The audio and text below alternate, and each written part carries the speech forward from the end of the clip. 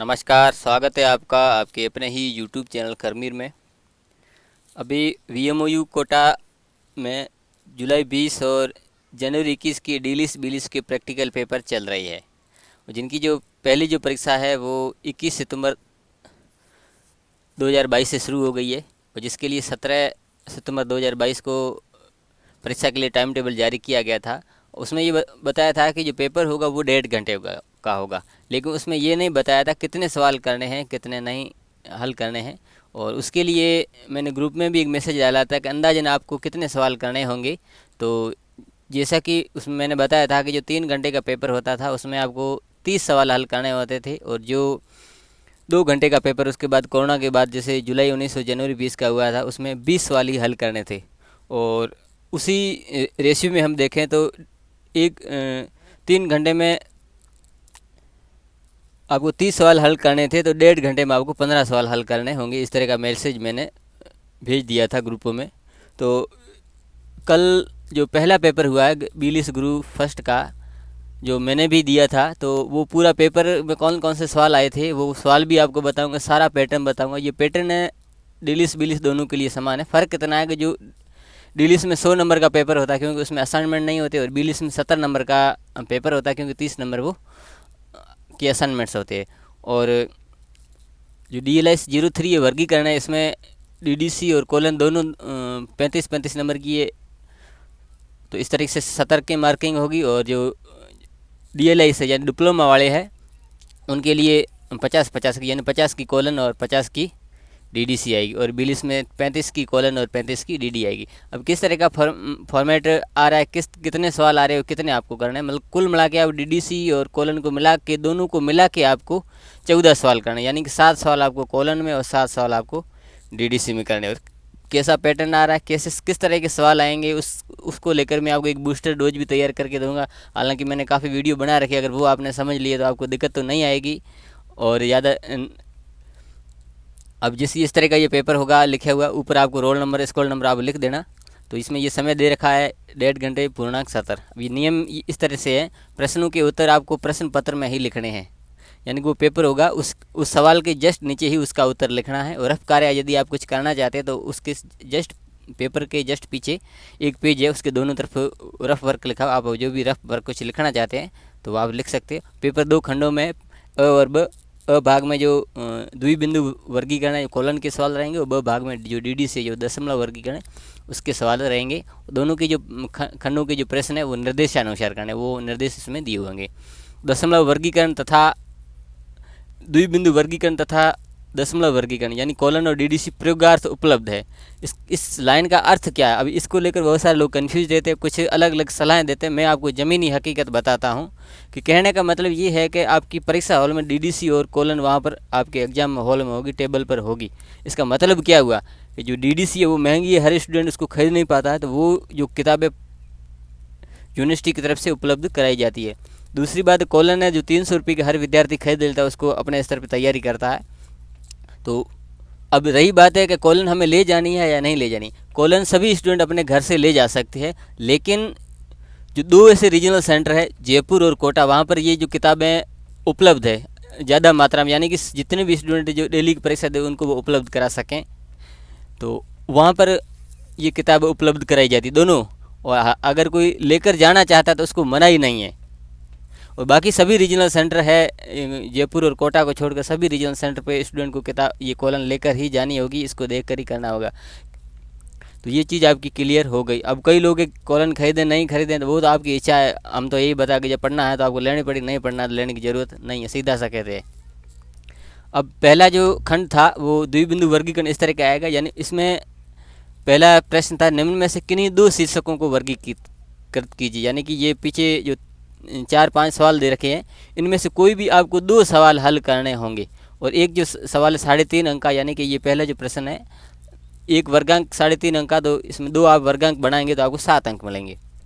अब इसमें कौन कौन से सवाल आए थे, रेसे जो जापान जो समाजशास्त्र का है वाई में, सिख रिलीजन जो क्यू में है, और individualistic psychology philosophy individual psychology जो मनोविज्ञान है उसका है, अगला ईथर थ्योरी, ये आपके फिजिक्स का है। ओल्ड आयरिश लैंग्वेज, ये जो लैंग्वेज जो सारणी है वहाँ पर इसमें है। जो इनमें से आपको इस तरह से सवाल आएंगे, उनमें से आपको कोई भी 2 करने हैं। अगला जो सवाल रहेगा वो उसमें से भी आपको 2 सवाल करने हैं, और उसमें आपको प्रत्येक जो सवाल 5 नंबर का होगा, 10 नंबर मिलेंगे। अब ये आपके लगभग 4-5 सवाल है, इनमें से जो आपको अच्छे आते हैं वो आपको 2 शीर्षक वर्गांक बनाने हैं। पहला सवाल था इन्फ्लुएंस ऑफ एजुकेशन ऑन, थोड़ा मिसप्रिंट हो गया, influence of education on political science, यानी कि राजनीति पर शिक्षा का प्रभाव। ये जो दशा संबंध टॉपिक्स है जो बिलिस में, उससे आई है, यानी कि एक विषय का दूसरे विषय पर प्रभाव, या कुछ एक रिलेशन बिटवीन भी आ जाता है, डिफरेंस बिटवीन, इस तरह के जो मैं आपको बूस्टर डोज में दूंगा उसमें आपको मिल जाएगा। आने वाले जो भी स्टूडेंट पढ़ेंगे उनको लाभ होगा। अगला इंजीनियरिंग लाइब्रेरी इन महाराष्ट्र, जो स्पेशल लाइब्रेरी जो होती है तो उसमें ये इंजीनियरिंग लाइब्रेरी इन महाराष्ट्र। अगला day time temperature in China, यानी चाइना में दिन का तापमान। अगला हिस्ट्री ऑफ गुजरात ड्यूरिंग 1910 से 1999 में गुजरात का इतिहास। अगला है economic development of India after 2015, यानी 2015 के बाद भारत में आर्थिक विकास। तो इस तरह से ये सवाल थोड़ा सा मीडियम स्तर के आए थे, और इसमें से कोई भी आपको 2 करने होते थे। हालांकि मान लो पहला सवाल थोड़ा सा टफ है, ज़्यादा नहीं है, बिल्कुल कठिन में है बिल्कुल सर, लेकिन आपने नहीं पढ़ा तो आपके लिए बहुत ही कठिन है। मैं समझता हूँ ये बिल्कुल सरल सवाल है, सीधा टेबल में से देकर आपको वर्गांक बनाने हैं। अब ये पेपर भी आपको मैं हल कर, इसका PDF भी आपको मेरे टेलीग्राम चैनल पे मैं हल करके दे दूंगा, यदि आपको समय मिले व्यस्तम समय में तो आप देख सकते हो। तो इसमें से आपको कोई भी 2 सवाल हल करने होंगे। तो ये 2 सवाल हो गए। अब तीसरा जो इसमें है, इनमें से 3 सवाल आपको कोई करने हैं, यानी 3 वर्गांक बनाने हैं, और 1 वर्गांक आपको 6 अंक मिलेगा, और टोटल 18। तो कहने का मतलब जो अभाग है इसमें ये 3 और ये 2 और 2 4, यानी कि अभाग में आपको 7 सवाल करने हैं, और 7 सवाल आपको बी भाग में भी करने होंगे, यानी टोटल 14 सवाल हो गए। मैंने 15 का बताया था। तो अब इसमें पहला सवाल था लाइब्रेरी साइंस ए बिब्लियोग्राफी 1975, यानी पुस्तकालय और सूचना विज्ञान ग्रंथ सूची 1975। अगला रशियन बुल्गारियन डिक्शनरी, रशियन और बुल्गारियन भाषा की डिक्शनरी का सवाल बहुत ही सरल है, चाहे DDC का हो चाहे कॉलन का हो। 6 नंबर का आता है, 6 नंबर दे के ज़्यादा कुछ नहीं करना है, बस उसका तरीका मालूम होना चाहिए। अगला मैनुअल ऑफ हिंदू लॉ, जो हिंदू लॉ है उसका मैनुअल। अगला रिसर्च ऑफ फिजिकल केमिस्ट्री, जो फिजिकल केमिस्ट्री के अंदर रिसर्च होती है उसका आपको वर्गांक बनाना है।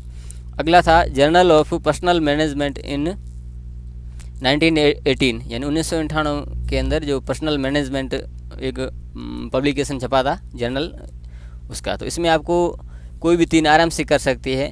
तो ये 5 सवाल है, 5 में से 3 कोई भी आप आराम से कर सकते हो, कोई दिक्कत नहीं है। कहने का मतलब आपकी जो DDC 35 नंबर की है, आपको पास होने के लिए 36 नंबर चाहिए। कॉलन में भी आप 35 में से 35 नंबर ला सकते हैं, यदि आप थोड़ा ध्यान रख के तैयारी करें। और DDC में कुछ सवाल जो अनुक्रमणिका जो कहते हैं उसको समरी जो होती है उसमें सीधे ही मिल जाते हैं। तो आप ऐसे 4-5 सवाल कर लेते हैं, मान लो ये 2 सवाल को 7 नंबर मिल जाते हैं, या 10 नंबर, लगभग 15 नंबर आराम से DDC में लाए जा सकते हैं। और 15 और 35 देखें तो 50 नंबर आराम से हो सकते हैं, यदि हम थोड़ा मेहनत करें तो तल्लीन होके। चलो DDC में कौन से सवाल आए थे, जो वही सेम तरीका पहले में 2 करने थे, और प्रत्येक प्रश्न में वो 3.5 अंक का था। अब इसमें पहला सवाल था ड्रामेस्टिक म्यूजिक। अब जो 21 तारीख को जो पहला जो पेपर हुआ था डिलीस वालों का, उसमें थिएटर म्यूजिक का आया था, और 2 से 3.5 जो दूसरा शिफ्ट था बिलिस वालों का, उसमें ड्रामेस्टिक म्यूजिक। अब थिएटर म्यूजिक और ड्रामेस्टिक म्यूजिक में क्या फ़र्क, कोई फ़र्क नहीं है, लेकिन सवाल डिलीस हो चाहे बिलिस हो पैटर्न सेम रहता है, कोई फ़र्क नहीं है। अगला है woody plastics in landscape design, यानी जो लैंडस्केप डिज़ाइन में प्लास्टिक का जो लकड़ी की जो कलाकारी होती है वो। अगला इंडस्ट्रियल साइकोलॉजी। अगला बिलिस बिब्लियोग्राफी क्लासिफिकेशन, जो पुस्तकालय वर्गीकरण की जो पद्धतियाँ हैं, चाहे DDC हो कॉलन हो, दोनों के अलग अलग और भी एक्सपेंसिव जो क्लासिफिकेशन उनके अलग अलग वर्गांक, DDC में अलग है कॉलन में अलग है। तो दोनों का सवाल, सभी पद्धतियों का सवाल पूछा जाता है, तो आप वो भी देख सकते हैं। अगला सेकंड सवाल था, इसमें भी आपको दो वर्गांक बनाने थे, कोई भी दो 4 या 5 सवाल जो दिए होंगे उनमें से आपको करने हैं, और एक जो वर्गांक है वो 5 अंक का, टोटल 10 अंक का। इसमें सवाल था हिस्ट्री ऑफ लाइब्रेरी साइंस, यानी लाइब्रेरी साइंस का इतिहास। अगला एनसाइक्लोपीडिया जैनिज्म, जैनिज्म का जो एनसाइक्लोपीडिया।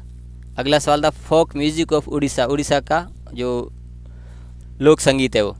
अगला स्पेशल लाइब्रेरीज इन इंडिया, अब स्पेशल लाइब्रेरी है, विशिष्ट लाइब्रेरी, पब्लिक लाइब्रेरी के सवाल आने वाले ग्रुपों के लिए महत्वपूर्ण रहेंगे।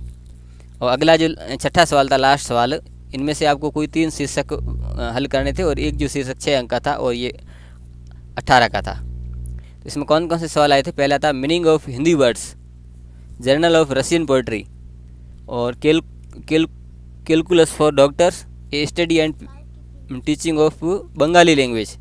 अगला था journal collection of lectures in Turkish language.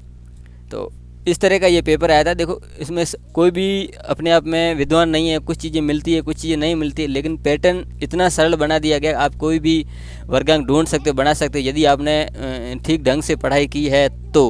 और यदि आप अभी भी चाहते हैं कि आप कि एकदम से कर देंगे तो वो अलग है, लेकिन मुझे नहीं लगता अचानक ये चीज़ें इतनी मतलब समझी जा सकती है। लेकिन आपने पहले ठीक ठाक पढ़ रखा है तो उसको आप कैचअप कर सकते हो। और ये जो पूरा पेपर है मैं हल करके मेरे जो टेलीग्राम चैनल उसमें इसका पीडीएफ डाल दूंगा। उसका पीडीएफ जो चैनल का जो लिंक है मेरे हर वीडियो के डिस्क्रिप्शन में होता है, वहाँ से आप उसमें जुड़ना चाहो तो जुड़ सकते हो, और इसका जो पेपर हल करना देखना चाहो तो वो देख सकते हो। और आने वाले वीडियो में जो भी परीक्षा होगी ये जुलाई 20 और जनवरी 21, उनके लिए मैं कुछ चीज़ें और भी तैयार करूंगा, उनका भी पीडीएफ डाल दूंगा, जो चीज़ समझानी है वो मैं समझा दूंगा। और ये वीडियो अच्छा लगा तो लाइक कर दें, चैनल को सब्सक्राइब कर दें, बेल आइकन दबा के नोटिफिकेशन ऑल पर क्लिक कर दें। जैसे ही इस तरह का मैं महत्वपूर्ण वीडियो बनाऊंगा उसका नोटिस आपको मिल जाएगा। मिलते हैं अगली वीडियो में, तब तक के लिए धन्यवाद।